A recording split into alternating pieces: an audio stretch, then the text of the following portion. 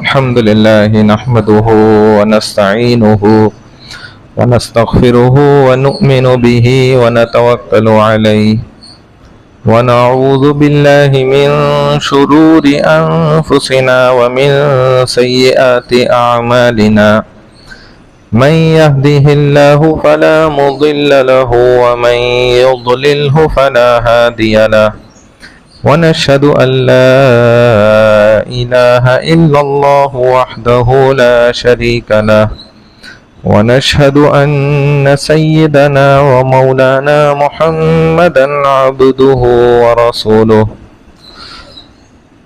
أعوذ بالله من الشيطان الرجيم بسم الله الرحمن الرحيم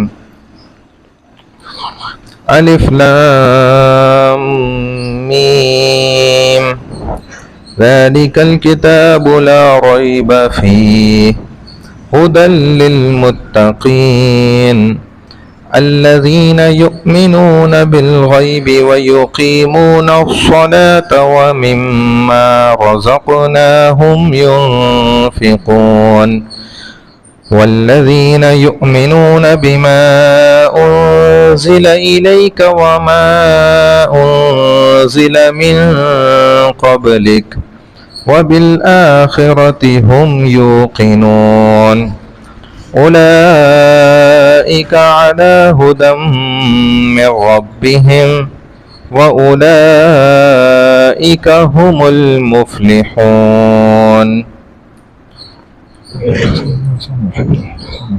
صدق اللہ العظیم۔ یہ قرآن پاک کی سورہ بقرہ ہے جو نمبر کے اعتبار سے دیکھا جائے تو دوسری سورت ہے، اور یہ مدنی سورت ہے۔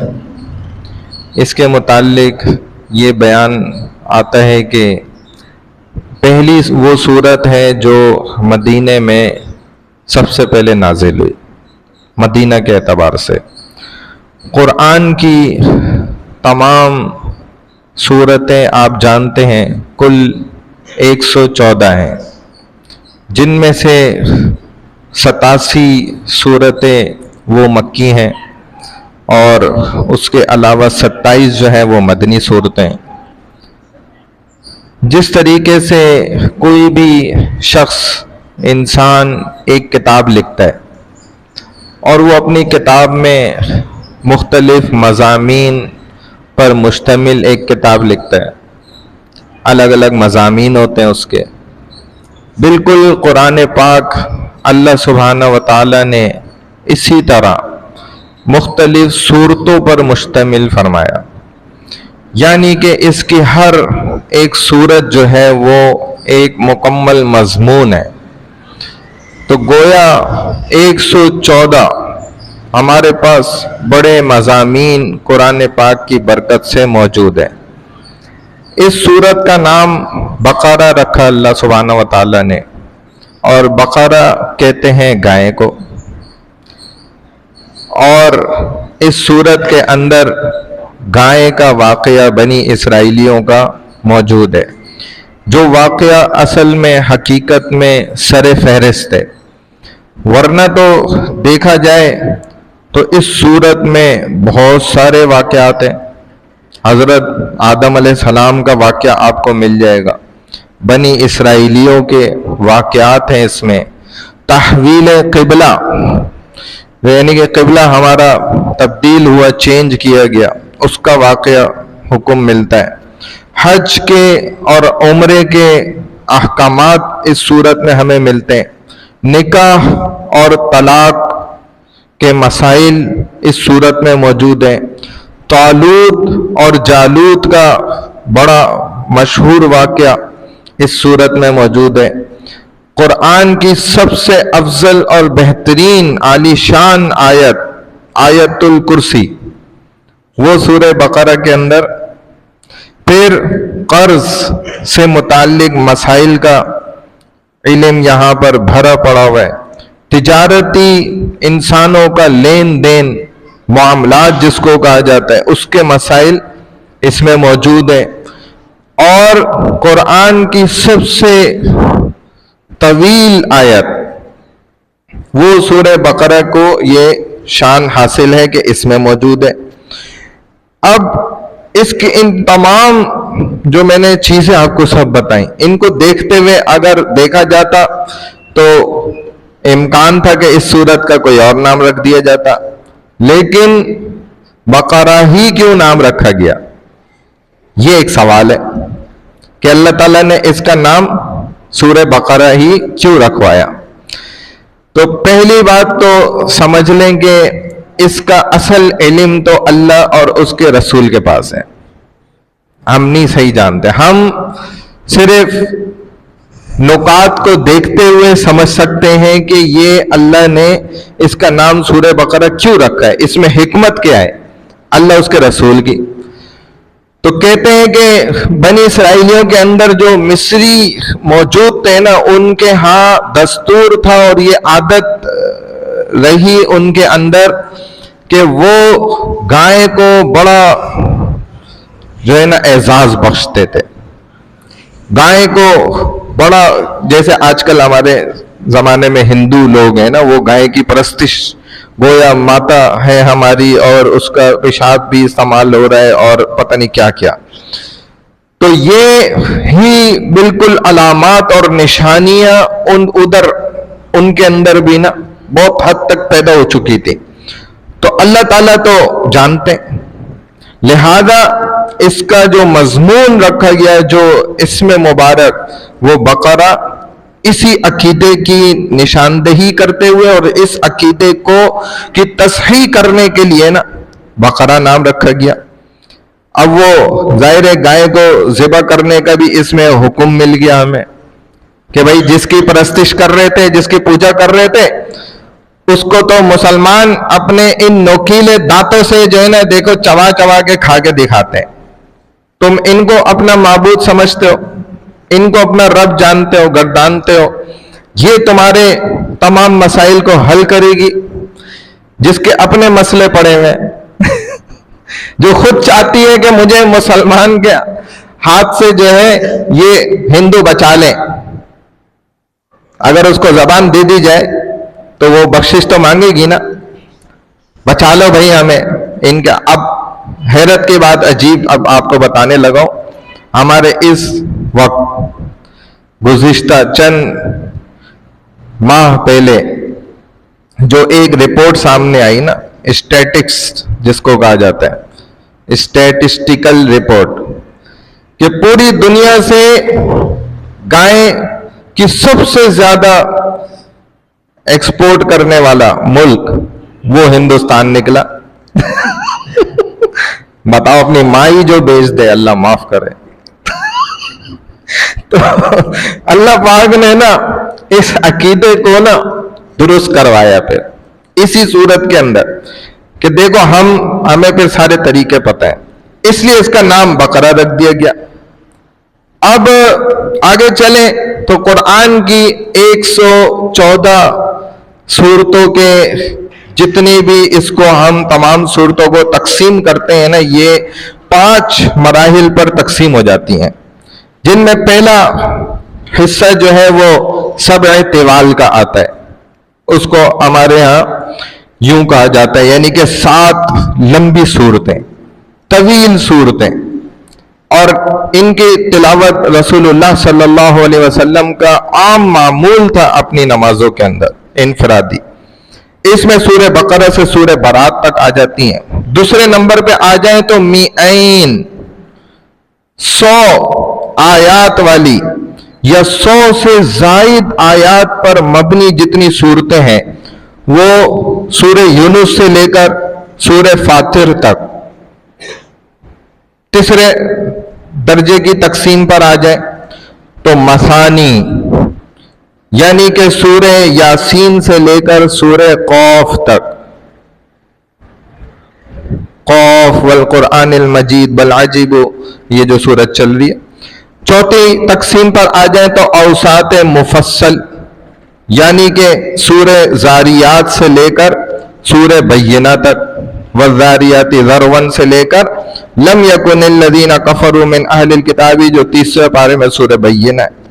आखिरी किस्म पर आ जाए तो क़िसार मुफस्सल है, जो सूरह बय्यिना के बाद यानी कि सूरह ज़िलज़ाल से लेकर सूरह नास तक, ये 5 मराहिल पर इसकी तकसीम की गई है कुरान की तमाम सूरतों की। अब मक्की सूरतें जो हैं उनके अंदर ज्यादा अकायद का जिक्र है। अकायद में क्या है? हम जानते हैं तौहीद, अल्लाह पर यकीन, नबियों पर यकीन, रसूलों पर यकीन, इसी तरह जो है फरिश्तों के ऊपर यकीन, आखिरत, डे ऑफ जजमेंट है, लाइफ आफ्टर डेथ है, डे ऑफ रिस्ट्रिक्शंस है, फिर जन्नत है, दोज़ख है, जो हम ईमान मुफस्सल और मुजम्मल रसूलुल्लाह सल्लल्लाहु अलैहि वसल्लम से हमें हासिल हो गया। ये सारा का सारा क्या है? अकायद है। तो ये सूरतें उस पर मबनी है। मदनी सूरतों में अकायद के साथ साथ चंद उसमें अकायद भी मिलते हैं, इबादात का जिक्र है, मामलात का भी जिक्र है, मसाइल, अहकामात, ये सब मिल जाते हैं। हजरत सैयदा आयशा रजी अल्लाह ताला अन्हा फरमाती हैं कि ये इब्तदा में ही अगर अहकामात नाजिल कर दिए जाते हैं ना, तो सहाबा का वो जोश और जज्बा फिर नहीं बन पाता अहकामात को मानने का। तो ये हमारे उलमा भी ना अक्सर जब दरस कुरान शुरू करते हैं तो उनकी कोशिश ये होती है कि पहले जो है ना इन मदनी सूरतों का ही एहतमाम किया जाए, ताकि अवाम के अंदर ना शौक और ज़ौक़ पैदा हो जाए। फिर हुक्म सुनाएंगे ना तो मानेंगे भी। अगर सहाबा को बराह रास्त रसूलुल्लाह सल्लल्लाहु अलैहि वसल्लम इस्लाम कबूल करते ही कहते कि शराब हराम है, छोड़ दो, अब सहाबा के लिए मानना थोड़ा मुश्किल बनता। कहते जुआ, सट्टा, ये जो रिबा तुम खेलते हो, जो सूद खाते हो, ये सब हराम है, छोड़ दो। ये तो अल्लाह ने भी नहीं किया। अल्लाह सुब्हानहू व तआला ने भी बराह रास्त डायरेक्ट ऑर्डर नहीं दिया। फर्स्ट अटेम्प्ट में, पहली दफा में ही आपने कहा हो कि भाई छोड़ दो बस ये काम, ऐसा तो अल्लाह ने भी नहीं किया। तो रसूलुल्लाह सल्लल्लाहु अलैहि वसल्लम ने भी, तो हजरत आयशा रजी अल्लाह तआला अन्हा फरमाती है कि रसूलुल्लाह सल्लल्लाहु अलैहि वसल्लम पर अल्लाह ने वो पहले सूरतें और वो आयात उतारते गए जिससे इनका ईमान मजबूत से मजबूत तर बनाते चले गए, जिसके अंदर ईमानियात भरी हुई थी। तो शौक और ज़ौक़ पैदा हो गया, अहकामात नहीं आते थे। करते करते जो है जब ईमानी जज्बा मजबूत हो गया, अंदर ईमान जो है उतर गया, तो अब हुक्म का मानना क्या हो गया? आसान होता चला गया। अभी आप बराह रास्त किसी को कहें भाई चलो मस्जिद नमाज पढ़ो, वो कहता है भाई मैं तो नहीं जा सकता। अब वो कहने से भी ये कुफरिया जुमले, इसमें भी एहतियात है, एकदम नहीं। तो उससे दोस्ती लगाई, मोहब्बत से उसको जोड़ा, आहिस्ता आहिस्ता उसको समझाते रहे, फिर बोलेंगे तो वो आएगा। एकदम तो हमारा भी ये मुसलमान नहीं आता, वो आदत नहीं रही ना। तो जब ईमान मजबूत हो जाता है तो फिर हुक्म सुनाया भी जाएगा तो फौरन मान लेगा। फिर शराब का अल्लाह ने हुक्म दिया, रुक गए सहाबा, नदियां बह गई शराब की, ऐसे उन्होंने मटके तोड़े घरों से।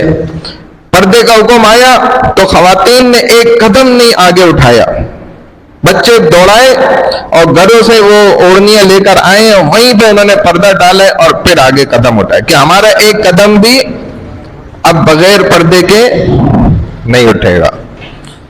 तो हुक्म मानना फिर ऐसा आसान क्यों हो गया? सूद का हुक्म आया, साहबा ने वहीं से, रसूलुल्लाह सल्लल्लाहु अलैहि वसल्लम ने, मेरे चचा का अभी से सारा माफ, वहीं से बस कदम उठाया और ये अभी से शुरू भाई। कोई थोड़ी देर बाद या कल से या बाद में अगरचे मगरचे तू तड़ा कुछ नहीं, बस कहा नहीं अभी के अभी इसको शुरू करेंगे। तो ईमान ना बना होता तो कोई अमल ना करता, इसीलिए पहले ईमान बनाया गया, लिहाजा फिर अमल करना क्या हो गया? बड़ा आसान हो गया। अगर सच्चे ईमान होगा ना दिल के अंदर, تو عمل کرنا اتنا ہی زیادہ آسان ہو جائے گا. اگر ایمان اندر کچا ہے نا، جیسے ہمارا بہت سے لوگ اس وقت جو ہے نا، کوئی بھی بڑا مسئلہ پیش آتا ہے نا، پھر وہ اپنے مفتی صاحب کے پاس نہیں آتے، وہ دوسری طرف چلے جاتے ہیں. یہ کچے ایمان کی نشانی ہے کہ اب 3 طلاق دے دیے بھائی ہمارے مفتی صاحب تو ڈائریکٹ کام اتار دیں گے سیدھا سیدھا. بھائی یہ تو تم نے کوئی راستہ ہی نہیں چھوڑا، سارے تیر تم چلا کے آ گئے، ساری کشتیاں جلا کے آ گئے، اور ادھر چلے جاؤ تو وہ راستہ پیدا کریں گے، وہ کوئی نہ کوئی ہمارے لیے کیا کریں گے، راستہ نکال دیں گے. بھائی 3 دی ہے نا، تو 3 کی تو 1 ہوتی ہے. کس نے بولا 3 کی 3 ہوتی ہے؟ یعنی اس کا مطلب وہ ہم 3 چپیٹے لگائیں تو 1 ہوگا. غلط ہے نا بھائی. 4 سورسز آف شریعہ، یہ آپ جیسے مطلب ایک بچے کو نہیں بلاتے نا، اس کو بھی میں سمجھا دوں گا بیٹا یہ 4 دلائل ہوتے ہیں. دیکھو 4 سورسز آف شریعہ ہم کہتے ہیں جس پر ہماری پوری اسلام شریعت کی بنیاد ہے، سارے مسائل یہیں سے استنباط ہو رہے ہیں. اور ان میں سے تیسرا اجماع ہے، اور اس میں سب سے پاورفل پوائنٹ یہ ہے کہ صحابہ کا اجماع جس چیز پر ہو جائے، سارے صحابہ اس زمانے کے جس ایک مسئلے پر متفق ہو جائے اور ایک طے کرنے ڈیسیژن لے لیں فل اینڈ فائنل، اس کے اوپر تو کوئی جرت نہیں کر سکتا. غیر صحابہ ان کے بعد آنے والا کوئی بھی جرت نہیں کر سکتا کہ اس مسئلے کو آپ تبدیل کر سکیں یا اس پر کوئی اپنی رائے پیش کرے یا بات کرے، کیونکہ وہ تو آخر ہو گیا. میرے بعد میرے صحابہ ہیں، ہدایت کے چراغ ہیں، یہ ستارے ہیں، یہ ایک ایک روشنی کے پیچھے چل رہے ہو کامیاب ہو جاؤ گے، وہ تو سب کی روشنی ہے. سب نے مل کے طے کر دیا بھائی 3 طلاق ہوگی، طلاق کی 20 رکعت ہوگی، فلانا مسئلہ ایسے ہوگا وہ ایسے ہوگا. جب انہوں نے اتفاق کر دیا، اجماع سب جمع ہو گئے ایک مسئلے پر، اب تو اس پر چرب زبانی کوئی کر ہی نہیں سکتا. بہرحال جتنا سچا ایمان ہوگا اتنا ہی پکا عمل کرنا کیا ہو جائے گا، آسان ہو جائے گا.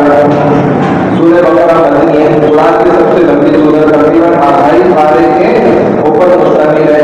اللہ کی اکرامہ رضی اللہ عنہ فرماتے ہیں مدینہ منورہ میں سب سے پہلے یہ سورت نازل ہوئی ہے. نبی السلام نے اس سورت کو قرآن کا پہلا ذکر فرمایا، یعنی قرآن کے سب مضامین اس سورت کے اندر، چاہے وہ عقائد ہیں، احکامات ہیں، مواعظ ہیں، قصص ہیں، عبادات ہیں، گمرہ فرقوں کا ذکر ہے، وہ سب کا سب تمام شعبوں کا 40 احکامات ہیں کل، جو سورہ بقرہ کے اندر ہمیں مل جاتے ہیں. حدیث میں ہے نبی علیہ السلام فرماتے ہیں تو اپنے گھروں کو قبرستان نہ بناؤ. گھروں کو قبرستان بنانے کا مطلب کیا ہے کہ وہ جس کے اندر قرآن کی تلاوت کی ہے اور خصوصاً سورہ بقرہ میں پڑھی ہے، تو وہ گھر میں کیا بن گیا، قبرستان. منافق آدمی اس پوری سورت کی تلاوت ایک بیٹھک میں نہیں کر سکتا، یہ علامت بتائی نشانی ہے. تو ہمت پکڑیں یہ پوری ایک مجلس میں بیٹھ کے گھر میں ایک دفعہ بھائی مجھے کوئی تنگ نہیں کرے گا، میں یہ ضروری کام کر رہا ہوں، بھلے 1 گھنٹہ لگے، 2 لگے، 3 لگے.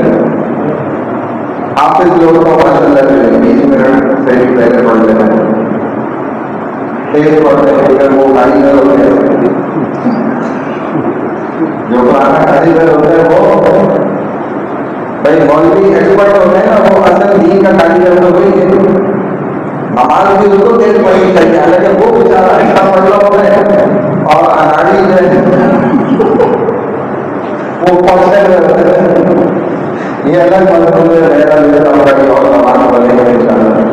تو اناڑی جو ہے تھوڑا کھلاڑی ہے، اور جب کھلاڑی ہے وہ اناڑی بنا ہوتا ہے. اور واقعی نماز کیا ہوئی ہے، یہ بڑھوں پر بوڑھوں پر جوانوں کا نہیں تھا.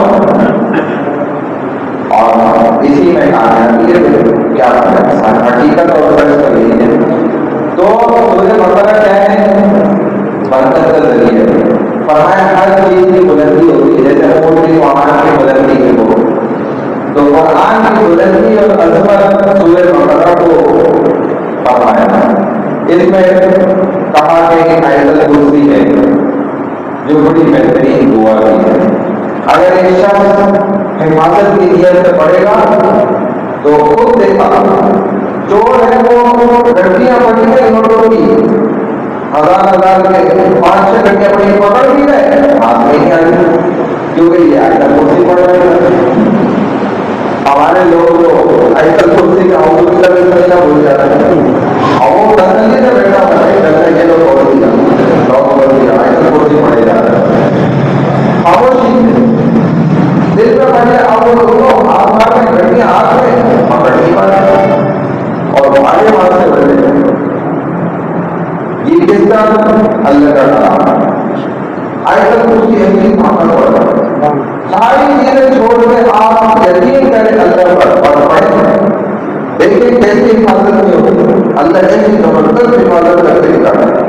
اس سورت کو سمجھ کر اگر بندہ پڑھ لے، یعنی کہ ایک تو ہم پڑھ لیں، ہم نے قرآن کو مظلوم کتاب بنایا، ایسی واحد دنیا کی عظیم کتاب ہے جو بڑی مظلوم ہے، کہ دنیا کی کوئی کتاب ہم بغیر سمجھے نہیں پڑھتے، کسی کی بات نہیں سمجھ آتی ہو تو ہم مزید نہیں سنتے، بھائی مجھے تمہاری باتیں سمجھ نہیں آتی، جاؤ یار میں نہیں سمجھتا۔ تو اللہ کا ہوتا کلام پتھروں کے زمانے سے لوگ پڑھتے آ رہے ہیں اور دل بڑھائی ہو جاتا ہے۔ آج سائنس کا، ٹیکنالوجی کا اور مشینری کا زمانہ ہے، آج کے انسان پڑھتے دل بڑھائی ہو جاتا ہے، یہ اس کی شان ہے، یہ برکت ہے۔ تو جو اس کو سمجھ کر پڑھے وہ گویا قرآن کی تعلیمات سے پھر محروم نہیں رہ سکتا، اس نے گویا قرآن کی اصل تعلیم کو سینے میں دبوچ لیا۔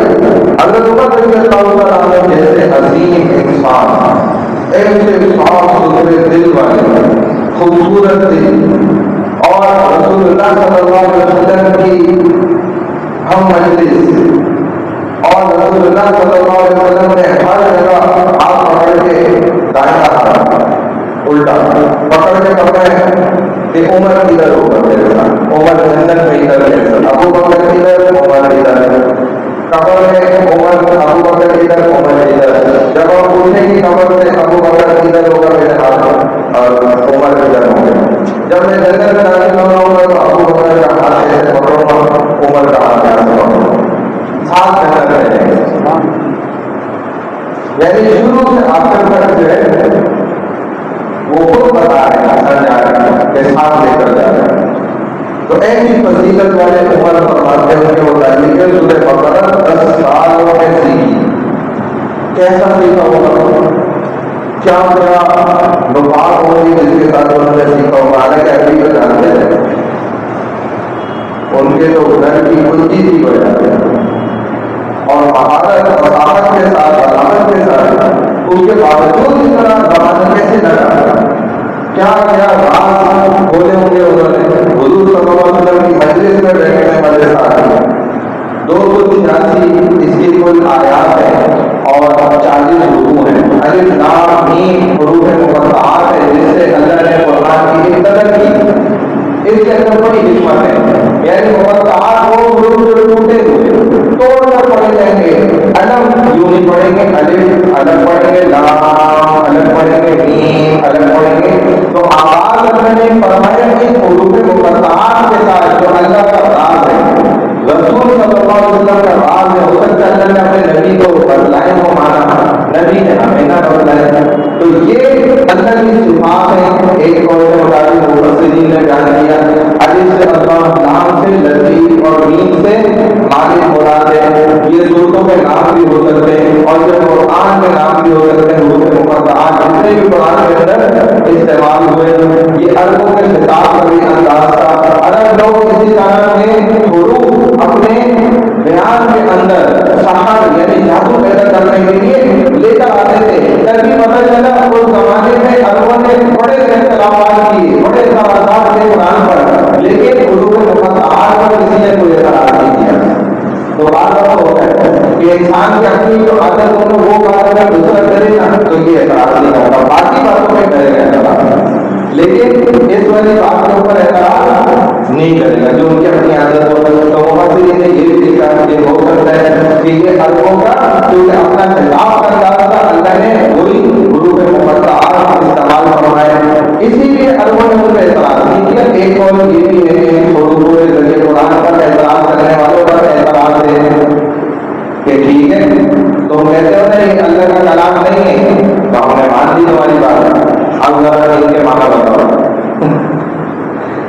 تو اللہ نے کچھ راز بھی کر دی، تو اعتراض کرنے والے کو ہی منہ کی کھا گئے۔ پورا کلام نہیں، ہم تو کہتے ہیں ایک آیت سے اللہ نے فرمایا ایک آیت سنا دو، دکھا دو، لکھ کر بھی لائے جائے، شاید نہیں وہاں اور وہ بھی لائے اور خود ہی بدیل ہوئے اپنے لوگوں کے ہاتھوں، جہاں جہاں حکم برتاؤ ہے وہاں آپ ذرا غور کریں پورے قرآن میں نا اگلی آیت میں اللہ قرآن کا ذکر کرتے ہیں، تو اس سے یہ بات پتہ چلتی ہے کہ خود اعتراض کرنے والوں کو قرآن کا اپنا جواب ہے کہ دیکھو تم قرآن لے کر آؤ، آپ سارا ہی جتنے حروف مقطعات کی آیات میں لے لیں، الف لام میم ذالک الکتاب لا ریب فیہ قرآن کا ذکر، حامیم والکتاب المبین کھلی واضح کتاب روشن، صاد والقرآن ذی الذکر قرآن کا ذکر کر دیا اللہ نے، نون والقلم وما یسطرون، سمجھ رہے ہیں پوائنٹ یہ بات ہے۔ تو اللہ نے نا اعتراض کرنے والوں کو نا جو خود اعتراض کرتے ہیں کہ اب تم کر کے دکھاؤ، جواب دو۔ اچھا ایک قول جو ہے نا وہ یہ بھی ہے جو میں خود بھی سمجھتا ہوں، میری رائے ہو سکتا ہے ایسے کے ڈبے میں پھیری ہے، کوئی اس کا فائدہ نہ، لیکن میں اپنی رائے بھی پیش کر دیتا ہوں۔ یہ اللہ نے ہمیں سبق سکھایا ہے کہ الف لام میم میرے بندے یہ میری انگلی پکڑ، یا اللہ ہم آپ سے سیکھنا چاہتے ہیں، سمجھنا چاہتے ہیں، ہمیں خود کچھ نہیں آتا، کر بھی نہیں آتا، ہم جائیں دیکھ لیں اللہ الف لام میم مانے نہیں کوئی پڑھا کیا مطلب ہے اللہ نہیں جانتا، مجھے نہیں پتا میں جائے گا۔ رسول اللہ صلی اللہ علیہ وسلم کا مفصل واقعہ ہے بارے میں، جب پہلی 6 آیات آپ کی طرف نازل ہوئی سورہ علق، یہ تو وہاں جبرائیل نے آ کر نبی علیہ السلام کو فرمایا کہ ایک آپ پڑھیں، تو آپ نے آگے سے جواب دیا کہ میں تو بالکل بھی پڑھ رہی ہوں، میں کیسے پڑھوں؟ حالانکہ آپ اور کرنے میں اگر ایک بچے کو بھی کہوں چھوٹے سے کہ بیٹا بولو الف، تو بچہ کہہ سکتا ہے، پہلے بچہ پڑھا لکھا نہیں ہے لیکن وہ کہہ سکتا ہے کہ الف جو میں نے اس کو بول کے دکھا دیا، بتا دیا کہ تمہیں یہ بولنا ہے، سن کے وہ بچہ بھی بول رہا ہے، لیکن اللہ کے رسول صلی اللہ علیہ وسلم جنہوں نے فضائل کھول دی ہے علم کے، وہ کیا جواب دے رہے سن کے بھی میں نہیں بتا سکتا، میں آپ کو کہہ دوں کہ میں پڑھا لکھا نہیں ہوں۔ اچھا دوسری بات اس کے اندر غور کریں کہ وہ کہہ رہے ہیں عربی میں ایک کہا یہ حکم ہے، آرڈر کر رہے ہیں، اور یہ ایک لفظ ہے، ون ورڈ، اس کا آنسر جواب کیا آ رہا ہے ان مینی ورڈ، فل سینٹینس یعنی پورے جملے میں، سوال ایک لفظ ہے اور جواب پورا جملہ ہے، اور اس پورے کئی الفاظوں کے مجموعے کے اندر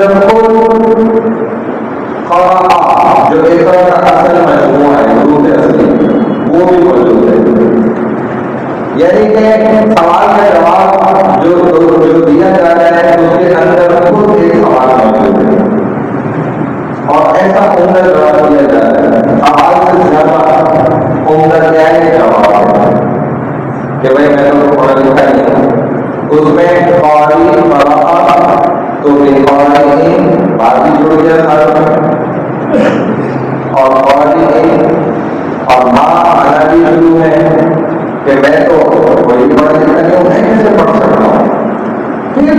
بھائی نے اللہ کے رسول صلی اللہ علیہ وسلم کو گلے لگایا اور دبایا. یہ عمل 3 دفعہ ہوا. 3 دفعہ کے بعد اللہ کے رسول صلی اللہ علیہ وسلم پڑھنے لگ گئے. ایک بار اس کے رب الذی خلق الانسان من علق پڑھتے رہے. 6 آیتیں پڑھی. اس کے اندر ایک اور ہوتا جو میں ادھر پیش کرنا چاہتا ہوں کہ اللہ کے رسول صلی اللہ علیہ وسلم کے ساتھ یہ عمل کہا ہے. اللہ نے ایک تو یہ ثابت کر دیا کہ جب تم سیکھنے کی کوشش کرو گے, سیکھنا چاہو گے, علم لینا چاہو گے تو تمہیں تکلیف اٹھانی پڑے گی. دیکھو ہم نے اپنے پیارے نبی صلی اللہ علیہ وسلم کو بھی تکلیف دی اور عام معمولی تکلیف میں فرشتہ دبا رہے ہیں اور چھوڑ رہے ہیں تو تکلیف تمہیں اٹھانی پڑے گی. دوسری نقطے کی بات یہ ہے کہ پہلے تمہیں اظہار کرنا پڑے گا میرے بندے کہ اللہ آپ جاہل لوگ ہیں, ہمیں کچھ نہیں آتا. اللہ آپ ہماری انگلی پکڑیں اور ہمیں آپ سکھانا شروع کریں, ہم سیکھنا چاہتے ہیں. ٹھیک ہے, تو یہ اس الف لام میم کے اندر ایک وہ نقطہ جو ہے آپ کو اپنی طرف سے بھی بتا دیا ہے. جہاں جہاں یہ حروف مقطعات اللہ سبحانہ و تعالیٰ لے کر آئے تو اس کی اپنی برکتیں اور حکمتیں بھی ہیں. کوئی خیر فیل میں آپ اس کی بحث میں نہیں جاتے ہیں, نہ ادھر تجوید کی بحث میں جاتے ہیں. آگے دیکھیں ذالک الکتاب لا ریب فیہ. ذالک سے اشارہ ہوتا ہے. آپ میں بہت سے ساتھی ایسے بیٹھے ہیں جو ہر کسی بھی ہے ماشاء اللہ, تو انہوں نے پڑھا دی کہ وہ دور ہے وہ کتاب کتاب میں نے یہ پڑھ لی اور میں کیا کہہ رہا ہوں خود اس میں پڑھ رہا ہوں اور کہہ رہا ہوں وہ جو کتاب ہے یہ والی کتاب نہیں, وہ جو کتاب ہے اس میں کوئی بھی شک نہیں. تو اب ادھر بھی سوال آ جاتا ہے کہ اس سے کیا مراد ہے کہ اصل کتاب یعنی کہ اس کا مطلب وہ کہیں اور ہے. یہ کیا ہے نہیں بات سمجھ. آپ کو تو اشارہ کرنے کا راضی کا وہ بہت دور ہے, یعنی یہ جو اللہ کے پاس موجود ہے دیکھا جائے تو حقیقت میں تو وہی ہے. یہ تو اللہ نے اس نے ہمیں ٹرو کاپی دی ہے اور اگر یہ جائے وہی کاپی ہے اسی کی تو اس میں بھی کوئی شک نہیں. اور اگر کوئی ذرہ برابر شک لانے کی طرف جاتا ہے نا تو سارے دیندار لوگ اس کے خلاف کھڑے ہو جاتے ہیں. آپ دیکھتے ہیں قرآن لے لیں, زبور لے لیں, انجیل لے لیں, سب کے ترجمے آپ کو سیپریٹ یعنی الگ سے ترجمہ ٹرانسلیشن مختلف زبانوں میں کئی زبانوں میں مل جائے گا, قرآن کا نہیں ملے گا. صرف ترجمہ بغیر اس متن کے. تو ایک دفعہ کوشش کی گئی علماء کھڑے ہو گئے, اللہ نے محافظ پیدا کیے ہیں کہ بھائی قرآن کے اصل متن کے بغیر اس کا ترجمہ کوئی شاعر نہیں کر سکتا. کیونکہ پھر اس کو لوگ کہتے ہیں کہ یہ قرآن ہے, یہ زبور ہے, یہ انجیل ہے. بلکہ ان کتابوں کی تو میں آپ کو ایک عجیب بات بھی بتاتا ہوں کہ ان میں کتنی زیادہ جو ہے پرائزیشن کی گئی ہے. ایک دفعہ یہ ہوا کہ بھائی کون سی انجیل جو ہے زیادہ چاہیے, سب نے دوسرے اپنے کام میں ہماری والی زیادہ چاہیے. اصل زمین ہے جو آواز میں موجود میری والی انجیل کے اندر موجود ہے. ایسے ہی توبات کے متعلق بھی ہوا ہے, زبور کے متعلق بھی ہوا ہے. وہ تو طے کرو زبانی ختم ہو گئے تو ساری کتابوں کو نے ایک میز پر رکھا اور سب نے گاڑی سب اس کو جھٹکے دو میز کو زور جتنا کام کر سکتا سب نے جھٹکے دیے اور بہت ساری جو گرنے جو آپ میں بیٹھی ہے میں نہیں کہہ سکتا, نہیں سمجھ آئے گا. تو بھائی شکر اللہ نے کام کیے زبردست, اس کا کوئی مقابلہ ہی نہیں کسی کے ساتھ. تو اصل کتاب وہی ہے اور اس کی ٹرو کاپی ہمارے ہاتھوں میں. یہ تو ایک مکتوب ہے جو لکھا ہوا ہے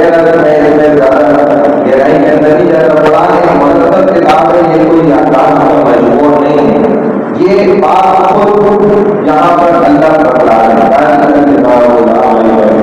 ایسا ہم سمجھ رہے کہ بس رسول کو یاد آ جاتا تھا نبی علیہ السلام کو تو وہ بس باتیں کرتے تھے، اگر بھول گئے تو چھوڑ دیا کرتے تھے، ایسا کچھ نہیں ہے۔ ایک آیت، ایک سورت، اس کی ترتیب، اس کے مضامین، ایک الگ سے بھی آیت آتی تھی کون سی سورت میں رکھنا ہے، اس کو رسول اللہ صلی اللہ علیہ وسلم بتا رہے ہیں اپنے اصحاب جو لکھنے والے آتے ہوتے ان کے پاس ان کو بتاتے ہیں اس کو اس درجے میں لے کر جاؤ، یہ فلانی سورت کی آیت ہے، یہ اس نمبر کی آیت ہے، اس کو ادھر رکھو۔ تو ترتیب کے اعتبار سے اگر ان سورتوں کو دیکھا جائے اور نزول کے اعتبار سے دیکھا جائے تو آگے پیچھے ہے، فرق ہے۔ اسی لیے بعض نسخوں میں قرآن کے عربی اور دوسرے ان میں آپ دیکھیں گے کہ سورتوں کے نمبر لگے ہوتے ہیں، تو وہ اسی اعتبار سے ہوتے ہیں کہ یہ نازل ہونے کے اعتبار سے فلانے نمبر پر تھی، لیکن ترتیب بار قرآن میں جو اللہ کے رسول صلی اللہ علیہ وسلم نے اس کو جس نمبر پہ لکھوایا اس کے اعتبار سے اس کا نمبر فلانا ہے۔ تو یہ نبی علیہ السلام نے مکمل طور پر ہر ایک سورت، ہر ایک آیت کو باقاعدگی کے ساتھ اس کی جگہ پر بالکل رکھوایا ہے اللہ کے حکم سے، کیونکہ اللہ کا کلام ہے، رسول کا ذاتی کلام جو اللہ نے بیان کروا ہے، رسول کی زبان سے ہمیں حاصل ہو گیا۔ اللہ نے اس کتاب کی حفاظت کا ذمہ لیا، نبی السلام کی زبان اثر سے پڑھ لیا تو یہ سارا حدیث بھی بن گیا۔ پھر پتہ چلا کہ اللہ اپنے نبی کی حدیث کا بھی ذمہ لے چکے، خود ثابت ہو گئے کہ قرآن کی بھی اللہ حفاظت فرمائیں گے خود اور حدیث کی بھی فرمائیں گے، کیونکہ نبی السلام کی زبان سے اگر ہوا تو سارا کیا بن گیا، حدیث بھی بن گیا، کیونکہ حدیث بھی ہو گیا تو نبی السلام نے فرمایا وہ حدیث بھی ہے۔ تو ذالک الکتاب وہ جو کتاب ہے لا ریب فیہ من الذرہ، برابر بھی کسی قسم کی کوئی بھی شک کی گنجائش نہیں ہے، فیہ ھدی للمتقین، اس میں پرہیزگاروں کے لیے بڑی ہدایت ہے اور عام انسانوں کے لیے بھی اس میں ہدایت موجود ہے۔ جو متقی نہیں ہے، گناہ سے نہیں بچتا، ہدایت وہ بھی پا سکتا ہے۔ اور ہدایت کا میں نے آپ کو سورۃ فاتحہ میں دو قسمیں بتائی ہیں، پہلی بتائی تھی انسان ارادۃ الطریق اور دوسری بتائی تھی انسان الی المطلوب، یعنی کہ دو قسم میں انسان کسی کو راستہ دکھاتا ہے۔ جیسے گرین بس کے شوق میں کوئی شخص کھڑا ہوا تو اس نے کہا کہ یہ الغازی مسجد کی طرف ہے، اس کا راستہ بتاتا ہے، تو ادھر کھڑے ہوئے دوسرے شخص نے اس کو بتایا کہ آپ ایسے ڈبل روڈ سے نکلتے ہیں، پھر اس کے آگے جائے گا، آگے سے پہلی گلی میں مڑیے گا، کسی سے پوچھیے گا، وہی اللہ ہے۔ دوسرا طریقہ اس نے کہا بھائی میں نہیں جاؤں الغازی مسجد، اس نے کہا بیٹھے میرے ساتھ گاڑی ہے، اور وہ ادھر ہو جاتا ہے، اس نے کہا یہ نہیں کرنا۔ تو نبیوں کا کام کیا رہا کہ وہ امت کو پورا راستہ اسٹیپ بائی اسٹیپ سمجھاتے رہتے تھے، ایک چپا بتا دیتے تھے کہ دیکھو یہ سیدھا راستہ، دیکھو ایسے ایسے جا رہے ہیں جنت، اس میں ضرورت نہیں ادھر ادھر پڑھنے کی ضرورت نہیں، جو ادھر ادھر پڑھ گیا وہ بھٹک گیا، وہ بیچارہ پھنس گیا۔ تو یہ سیدھا راستہ ہے، اس میں تو کوئی ہونا بھی نہیں ہے، اور سیدھا راستہ آسان ہو رہا ہے، اسی لیے تو ہمارے مستقیم یعنی جو آپ کا بالکل سیدھا راستہ جا رہا ہے اللہ کی طرف، اور اس میں ہمیں ڈالنا ہے۔ تو یہی یہاں بھی ادھر یعنی کہ ہدایت ہے متقین کے لیے۔ اب ان کے اوپر کیسے چلتے ہیں؟ الذین یؤمنون بالغیب، جو لوگ غیبی باتوں پر ایمان لاتے ہیں، ویقیمون الصلاۃ، اور نماز پابندی سے پڑھتے ہیں، ومما رزقناہم ينفقون، اور جو کچھ ہم نے انہیں دیا ہے اس میں سے اللہ کی راہ میں خرچ کرتے ہیں۔ غیر کیا ہوتا ہے کہ بغیر دیکھے ماننا،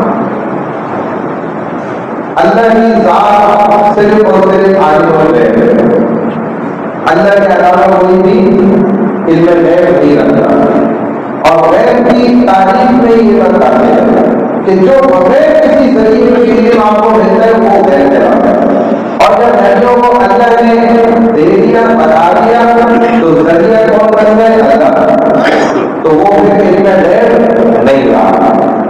اب جنت دوزخ فرشتے حساب کتاب اعمال میں اسی طرح جو ہے وہ برزخ یہ سب کچھ کیا ہے؟ علم غیب تھا۔ اب نہیں، کیونکہ اب ہمیں کسی ذریعے سے مل گیا۔ اگر بغیر ذریعے کے جیسے اللہ کو بتاتے خود حاصل ہے اس طریقے تو اللہ کے پاس کیا ہے؟ علم غیب۔ اگر آپ کسی انسان کے لیے ثابت کر رہے ہیں کہ بھائی آج لوگ غیب ہے، تو یہی تو وہ چند چیزیں ہیں جو اللہ کے پاس ہے، اللہ سے کیوں چھیننا چاہ رہا ہے؟ جب اللہ خود سمجھا رہے ایک چیز تو ہم کیوں اس کو سمجھنے نہیں چاہ رہے؟ سیدھا سیدھا مسئلہ ہے۔ اگر کسی بندے کے لیے ثابت کریں گے کسی کے لیے تو سب سے پہلے تو وہ کیا ہو جائے گا؟ اللہ کا شریک ہو جائے گا، یعنی کہ عقیدے پر بات جو کہ خطرناک چیز ہے، توحید کے خلاف ہی تو ہو گئی۔ اب اللہ کے پاس ایک خاص چیز ہے، اس کو آپ اگر ہٹائیں اللہ کے پاس سے کسی اور کے ساتھ جوڑیں تو یہی تو غلط ہے۔ جیسے ہم اپنے دادا کو اپنے والد کی جگہ پر نہیں لا سکتے، والد کو پردادا کی جگہ پہ نہیں لے جا سکتے، بڑے بھائی کو چھوٹے بھائی کی جگہ پہ نہیں لا سکتے۔ اگر آپ لے جائیں کہیں کہ بھائی یہ تو بھائی ہے وہ بھی بھائی ہے، یہ بھی تو والد ہے وہ بھی تو ہمارا دادا ہی ہے، کیا ہو جائے گا؟ تو آپ خود بھی کہیں گے نہیں بھائی غلط نہیں، ایسا نہیں ہوتا۔ دادا کا اپنا مقام ہے اور دادا کا اپنا درجہ ہے، والد اپنے مقام پہ، بڑا بھائی اپنی جگہ پر، ہر ایک اپنا اپنا درجہ ہے۔ تو جب یہی بات سیدھا نہیں ہے بھائی اللہ کا اپنا مقام ہے، نبیوں کا پھر اپنا مرتبہ ہے، پھر صحابہ کا اپنا ہے، پھر اولیاء ولی اللہ کا اپنا ہے، تو ادھر پھر کیا ہوگا؟ یہ سمجھنے کی بات ہے۔ تو اب کیا ہے